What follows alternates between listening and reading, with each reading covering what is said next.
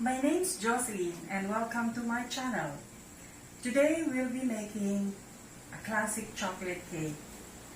It is butter based and we're going to use buttermilk, and it's very hard to find buttermilk in the market, in the grocery section. So I always make my own buttermilk, which is pure milk or full cream milk. For every cup, you mix in about 1 teaspoon of lemon or calamansi or even white vinegar. So that is our buttermilk. And in this bowl, we have 1 cup of softened butter. And here we have 2 cups of flour, 2 teaspoons of baking powder, 1 teaspoon, since we're using buttermilk, we're using baking soda, 1.5 teaspoons or barely 1.5 teaspoon salt, correction, it's half teaspoon salt, 1 cup of pure cocoa powder, or as they say, cocoa. So that is 1 cup. And in order to bring out the flavor of the cocoa powder, I'm going to add about 2 teaspoons of coffee. But since not a lot of people are drinking, they want to avoid the caffeine, I'm using decaffeinated coffee. So into that, we're going to add the coffee. The end result, you will not taste the coffee, but the coffee will enhance the flavor of the cocoa powder. So we'll whisk it until well combined. Be sure that there's no any cocoa lumps. Yung buo-buo na cocoa powder. So whisk it and whisk it. Okay, that's it. I'm using Dutch processed cocoa powder. I will not mention the brand. So before we'll mix in the cake, I have already prepared my heart-shaped baking pan. As somebody ordered this for tomorrow in preparation for the Father's Day on Sunday. So I have greased it and I lined it with baking paper, non-stick baking paper, and now we're going to dust it with a bit of flour, just to be sure that we're not going to have difficulty in taking out the cake later. So dump it. Be sure that all sides are covered thinly, just thinly with flour, that's it. And before going on, I would just like to share with you the most commonly used flour in my kitchen. Of course, I have in my bowl earlier the all-purpose flour. I have cake flour for pastries that are light and delicate. I use cake flour. And then for breads, healthier breads, I have whole wheat flour. And I have, for bread that needs more structure and more gluten, I'm using bread flour. And of course, for those people who wants to be, very serious in veganism, being vegan, there's the organic coconut flour. So we'll remove this before we're going to mix in our batter. With a 1 cup of butter, I'm going to mix in 1.5 cups of sugar. In the original recipe, it calls for 2 cups, but I find it too sweet already with the addition of the icing later on, or the frosting. So with this, this is going to be noisy, so we're going to beat this.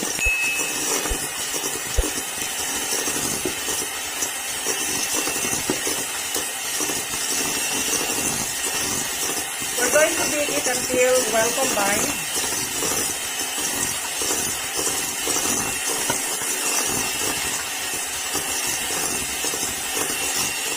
And then we're going to amp up the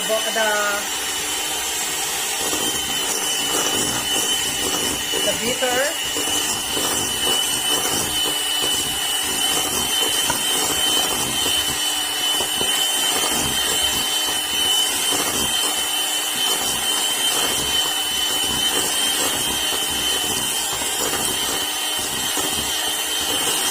Okay, so now it's getting lighter in color and fluffier.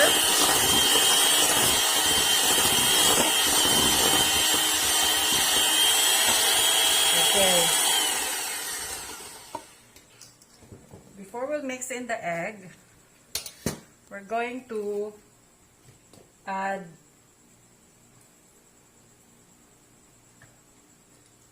2 teaspoons of vanilla into the buttermilk.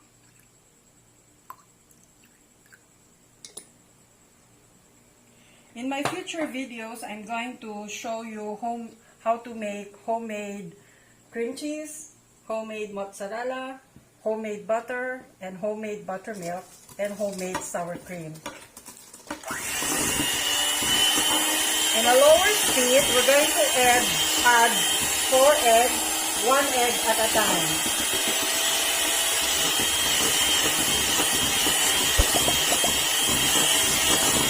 Blend it well before adding the next egg. Second egg.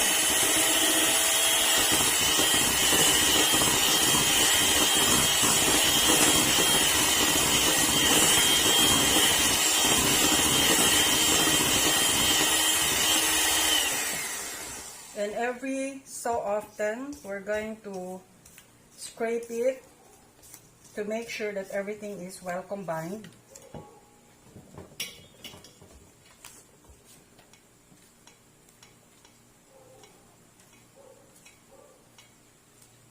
And we continue adding the eggs. The third egg.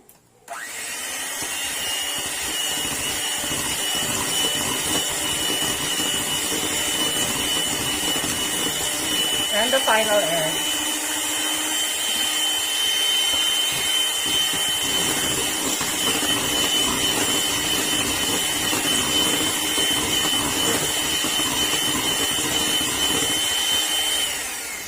Now I'd like to mention that when you're using buttermilk, as soon as you mix the batter, we have to put it in the oven right away, because the buttermilk and the baking soda is going to react.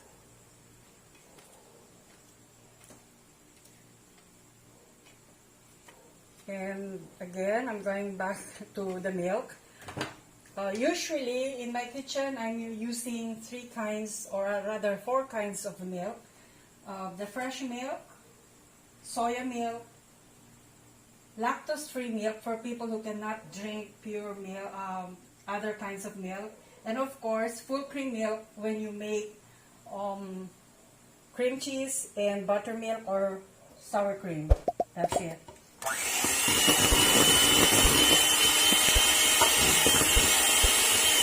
Now we're going to add in the flour in 3 increments, starting with the flour.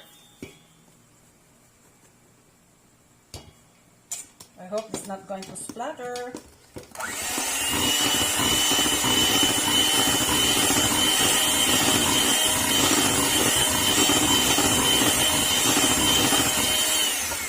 Again, scrape it, making sure that nothing dry is left at the bottom. Okay, so we started with the dry ingredient or the dry mixture. Now we're going to add half of the liquid. See if you can see that the buttermilk has some solids. That's caused by the acid that we added later earlier.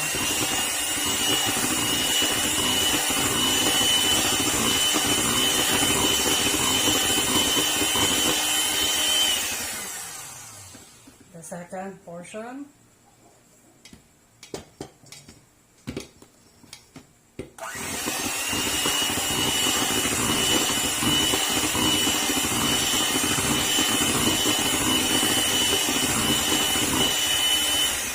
We scrape it. I have already preheated the oven to 350 degrees Fahrenheit. We're going to bake the cake for 35 to 40 minutes, depending on what kind of oven you have. But normally in my oven, it takes about 40 minutes. But through the years, I really don't follow the instructions in the recipe. It calls for 350 degrees for 45 to 1 hour. What I do is I bake it for the first 15 minutes to 20 minutes in 350 degrees, and then afterwards I lower it to 320 degrees.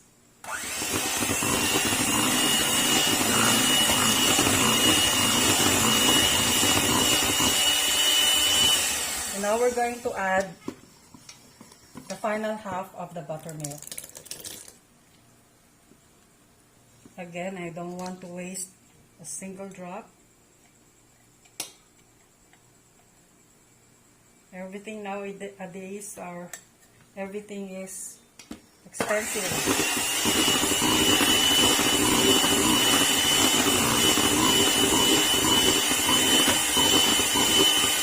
And the last portion of the dry ingredients, the dry mixture.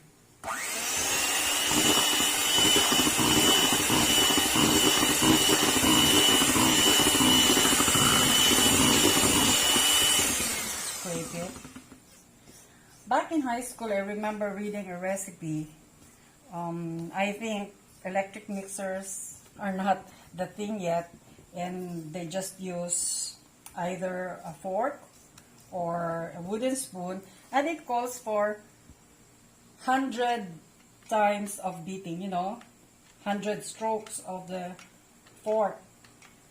I tried it once and the cake ended up tough. So through the years, when the recipe calls for 3 minutes of beating, I beat it for 2 minutes. It calls for 7 minutes of beating, I do it in 5.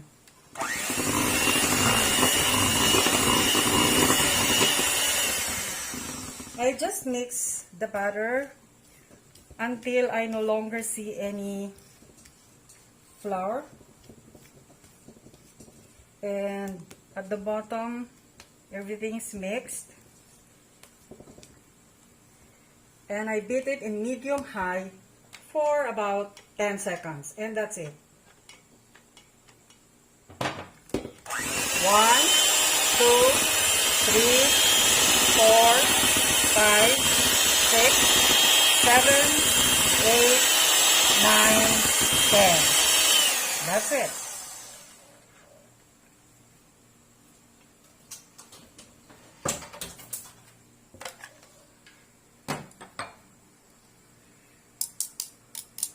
My batter is done, and I'm going to pour it into the baking pan.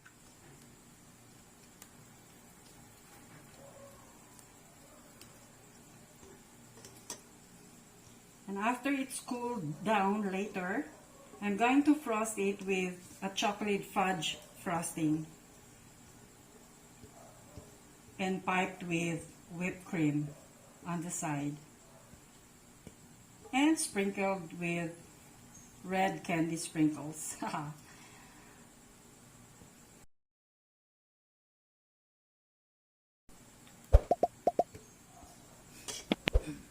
Okay, that's it. I'm going to put it in the oven.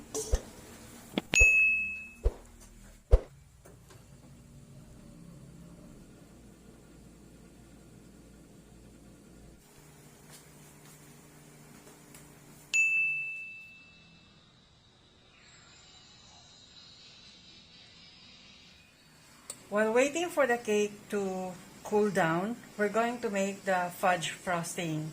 So in this saucepan, I've combined 1/4 cup of flour, 3 tablespoons cocoa powder, 3/4 cup sugar, and I have here 1 cup of milk. So I'm going to slowly incorporate it, and then afterwards I'm going to cook it over the stove top.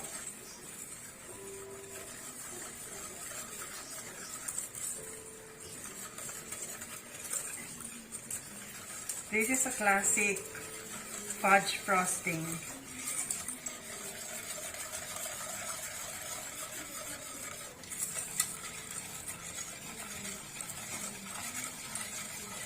And in this bowl, I have about 120 grams of semi-sweet chocolate, which I'm going to melt. I have a simple process of melting chocolate. Boiling water, and I'm just going to put the chocolate here. It's going to melt. And this one here on the saucepan, I'm going to cook over the stove top and then wait for it to cool down, while also melting the chocolate. Then after everything is cooled down, I'm going to mix the two and frost our cake, which by that time the cake is already cooled.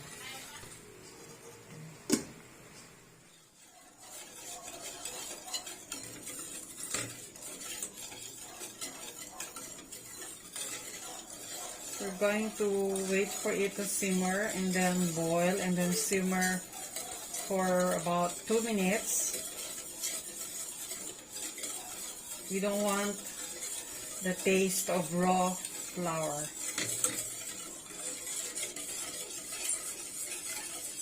Just medium low heat. This is very quick. It's going to cook very quick.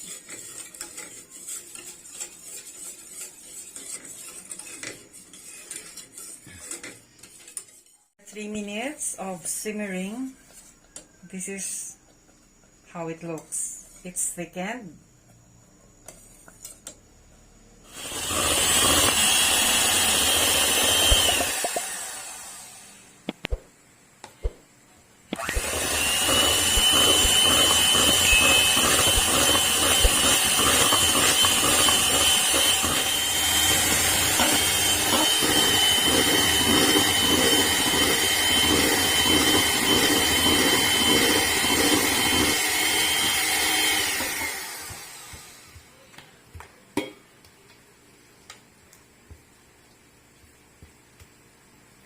So this is the chocolate and the milk and the sugar that we have boiled and simmered earlier, and we cooled down.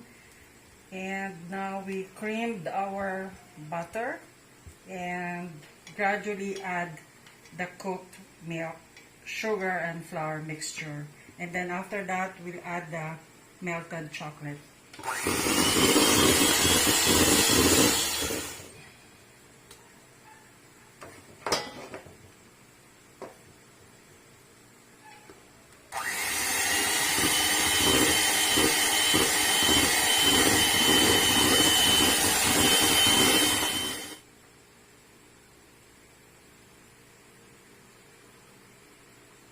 We're going to add the melted chocolate gradually.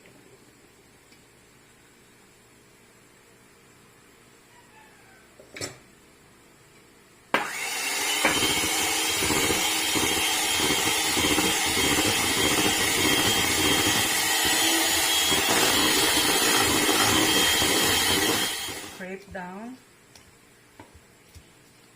See to it that everything is blended and mixed very well. And now we add a teaspoon of vanilla.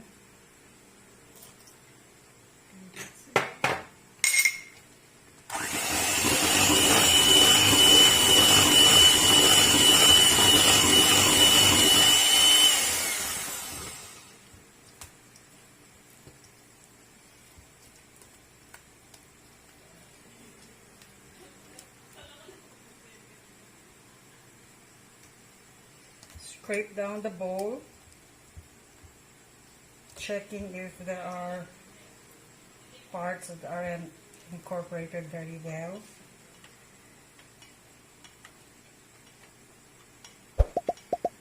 Another round and then we're done.